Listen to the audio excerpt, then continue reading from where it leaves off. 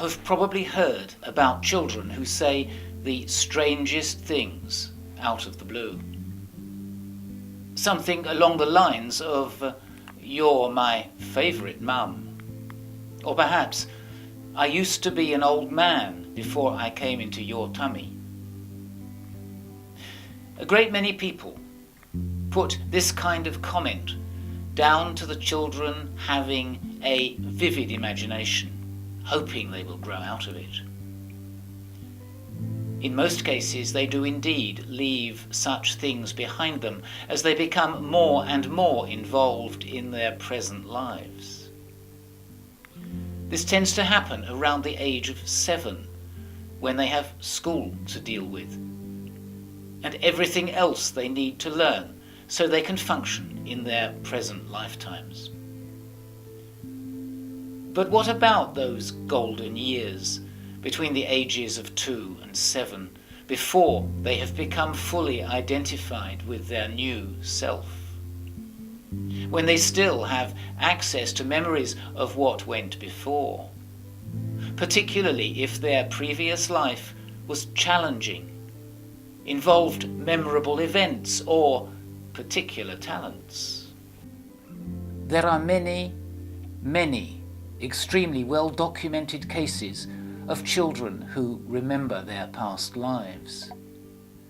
A great deal of research was carried out in this field by eminent experts like Dr. Ian Stevenson at the University of Virginia and Dr. Jim Tucker, who succeeded him.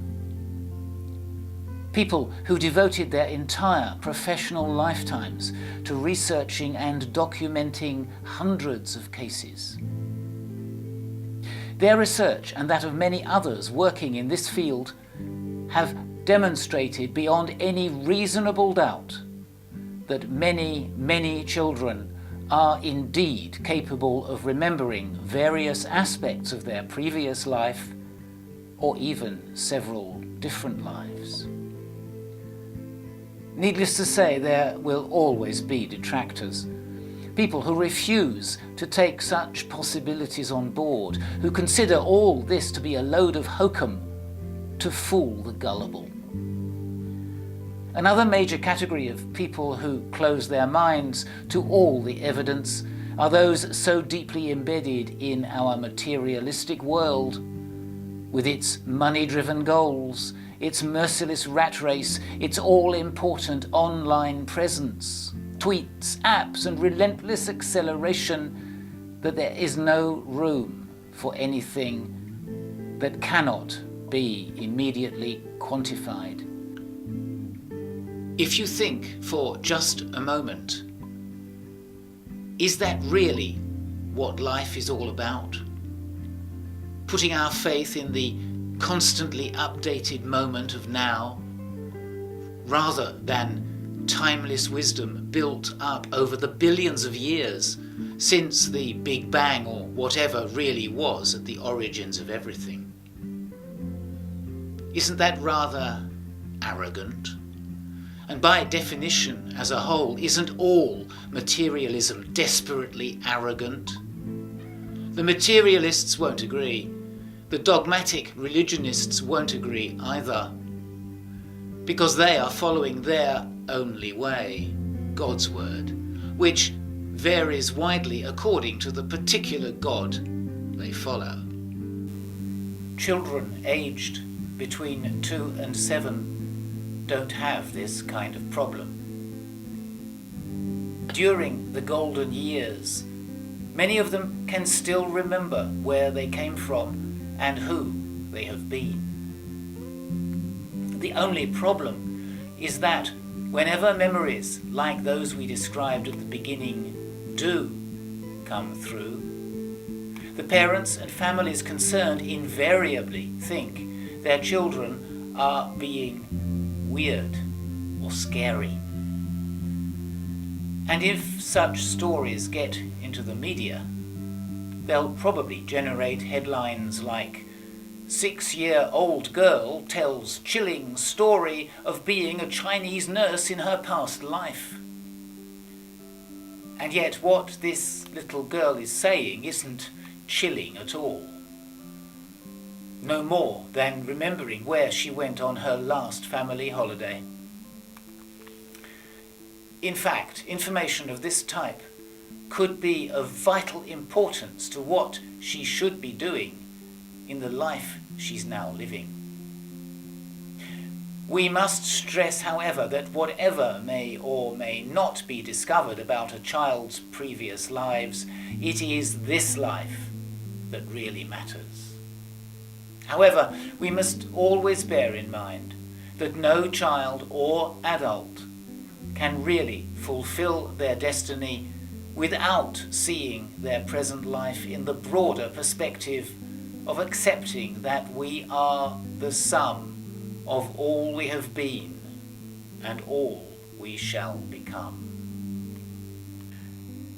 So, if we do accept that the intense, methodical scientific study of people like Ian Stevenson and Jim Tucker does prove that some young children really do remember some aspects of their previous lives, we could help parents know how to react if their children do start talking about some of the things we have mentioned. Being in another body, at another time, in another place, showing unusual artistic or musical talents at a very early age. Would you be able to handle it? Would you know how to help your children handle it? What about children who show none of all that? Never say anything weird. Never manifest any kind of phobias, night terrors, or prodigious gifts. What about their past lives? Perhaps we shouldn't want to know. Perhaps we're afraid of opening some kind of Pandora's box if we start going into what might be seen as forbidden territory. The vast majority of past life regression therapists will agree that applying their techniques to children of this tender age might have negative results, with unpleasant or even traumatic memories surfacing that children and parents could have problems dealing with. But now there is a safe way of accessing golden years awareness. In fact, it's very straightforward. Just a question of setting your child's present life and past lives in a context they will feel comfortable with. Creating a climate of confidence in which they can at last feel free to talk about all the things that are still buzzing around inside their minds. How can that be done? Actually, with the help of penguins in Antarctica. Watch the second video in our series and find out more.